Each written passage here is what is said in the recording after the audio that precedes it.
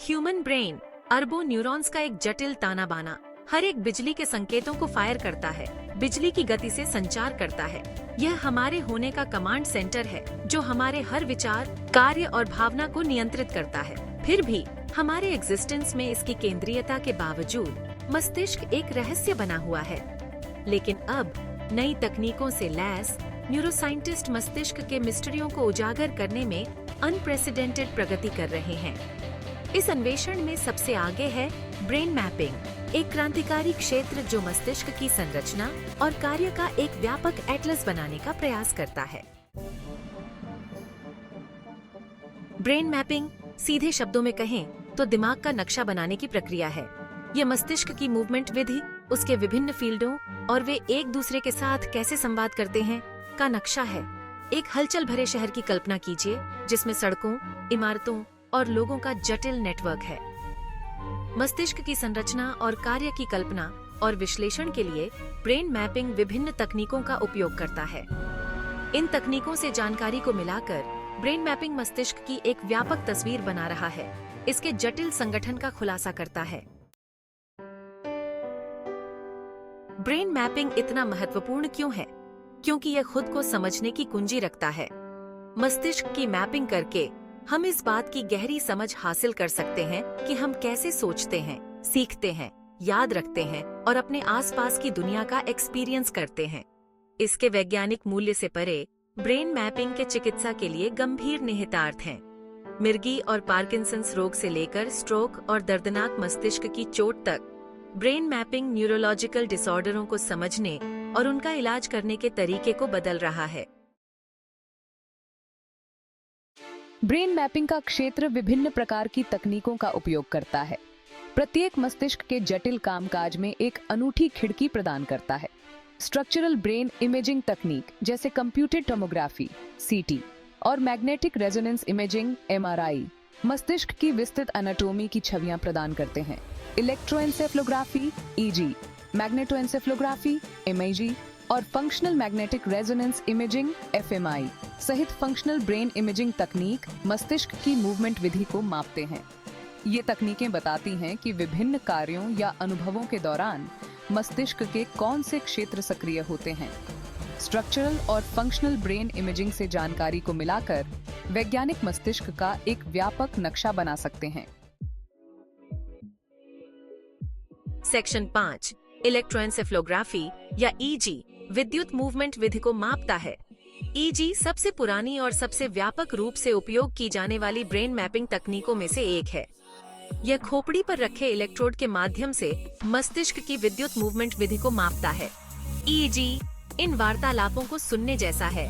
मस्तिष्क की मूवमेंट विधि द्वारा उत्पन्न बेहोश विद्युत संकेतों का पता लगाना, फिर इन विद्युत संकेतों को प्रवर्धित किया जाता है और एक स्क्रीन पर प्रदर्शित किया जाता है, जिससे मस्तिष्क की विद्युत मूवमेंट विधि का एक दृश्य रिप्रेजेंटेशन बनता है, जिसे इलेक्ट्रोएन्सेफलोग्राम के रूप में जाना जाता है। ईजी पर मस्तिष्क तरंगों के पैटर्न मस्तिष्क की उत्तेजना की स्थिति, नींद के चरणों और समग्र मस्तिष्क स्वास्थ्य के बारे में बहुत कुछ बता सकते हैं। ईजी मिर्गी जैसे दौरे डिसऑर्डरों के निदान और निगरानी में विशेष रूप से उपयोगी है। सेक्शन 6 मैग्नेटोएन्सेफलोग्राफी या एमआईजी चुंबकीय फील्डों का पता लगाता है, जबकि ईजी मस्तिष्क की विद्युत मूवमेंट विधि को मापता है।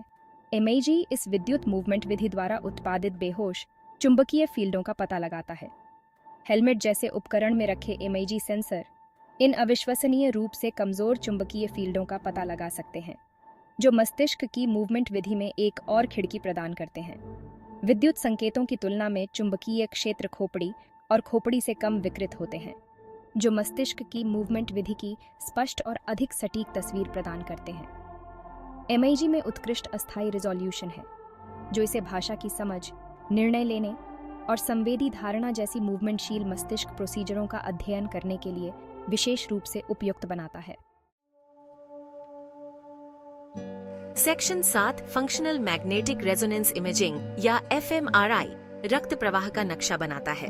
एफएमआरआई रक्त प्रवाह में परिवर्तन का पता लगाकर मस्तिष्क की मूवमेंट विधि को मापता है। जब मस्तिष्क का कोई विशेष क्षेत्र सक्रिय हो जाता है तो उसे अधिक ऊर्जा की आवश्यकता होती है, जो उस क्षेत्र में रक्त के प्रवाह में वृद्धि द्वारा आपूर्ति की जाती है। एफएमआरआई मस्तिष्क के विभिन्न फील्डों में रक्त में ऑक्सीजन के स्तर में परिवर्तन का पता लगाता है। फिर इन परिवर्तनों को छवियों में बदल दिया जाता है, जो दिखाते हैं कि किसी विशेष कार्य या एक्सपीरियंस के दौरान मस्तिष्क के कौन से क्षेत्र सबसे अधिक सक्रिय हैं। यह एफएमआरआई को भाषा, स्मृति, ध्यान और भावना सहित संज्ञानात्मक कार्यों की एक विस्तृत श्रृंखला का अध्ययन करने के लिए एक मूल्यवान उपकरण बनाता है। अनुभाग 8 ब्रेन मैपिंग की शक्ति चिकित्सा विज्ञान में अनुप्रयोग। ब्रेन मैपिंग चिकित्सा के क्षेत्र को बदल रहा है, खासकर तंत्रिका और मनोरोग संबंधी डिसऑर्डरों के निदान, उपचार और समझ में। अनुप्रयोग के सबसे आशाजनक फील्डों में से एक मिर्गी के क्षेत्र में है, एक तंत्रिका संबंधी विकार जो बार बार होने वाले दौरे की विशेषता है। ब्रेन मैपिंग तकनीक विशेष रूप से ईईजी, मिर्गी के निदान, दौरे के प्रकार और स्थान की पहचान करने और दौरे रोधी ध्रुवों की प्रभावशीलता का मूल्यांकन करने के लिए आवश्यक है। ब्रेन मैपिंग पार्किंसंस रोग के उपचार में भी क्रांति ला रहा है, एक न्यूरोडिजेनरेटिव विकार जो आंदोलन को प्रभावित करता है। अनुभाग 9 मिर्गी मस्तिष्क में तूफान का पता लगाना। कल्पना कीजिए कि मस्तिष्क में अचानक बिजली का तूफान आ जाता है, जो संचार के सामान्य प्रवाह को बाधित करता है और तंत्रिका संबंधी गड़बड़ी का कारण बनता है। लाखों लोगों के लिए यह वास्तविकता है जो मिर्गी के साथ जी रहे हैं, एक पुरानी न्यूरोलॉजिकल डिसऑर्डर जो बार बार होने वाले दौरे की विशेषता है। ब्रेन मैपिंग तकनीक, विशेष रूप से ईईजी, ने मिर्गी के निदान और प्रबंधन में क्रांति ला दी है। मस्तिष्क की विद्युत मूवमेंट विधि को रिकॉर्ड करके ईईजी उन टेलटेल स्पाइक्स और तरंगों की पहचान कर सकता है जो दौरे की विशेषता है। इसके अलावा ईईजी जब्ती फोकस के स्थान को इंगित करने में मदद कर सकता है, मस्तिष्क में वह क्षेत्र जहां दौरे उत्पन्न होते हैं। दवा प्रतिरोधी मिर्गी के मामलों में ब्रेन मैपिंग सर्जिकल इंटरवेंशन में महत्वपूर्ण भूमिका निभा सकता है। अनुभाग 10 पार्किंसंस रोग डीप ब्रेन स्टिमुलेशन के साथ आंदोलन को बहाल करना।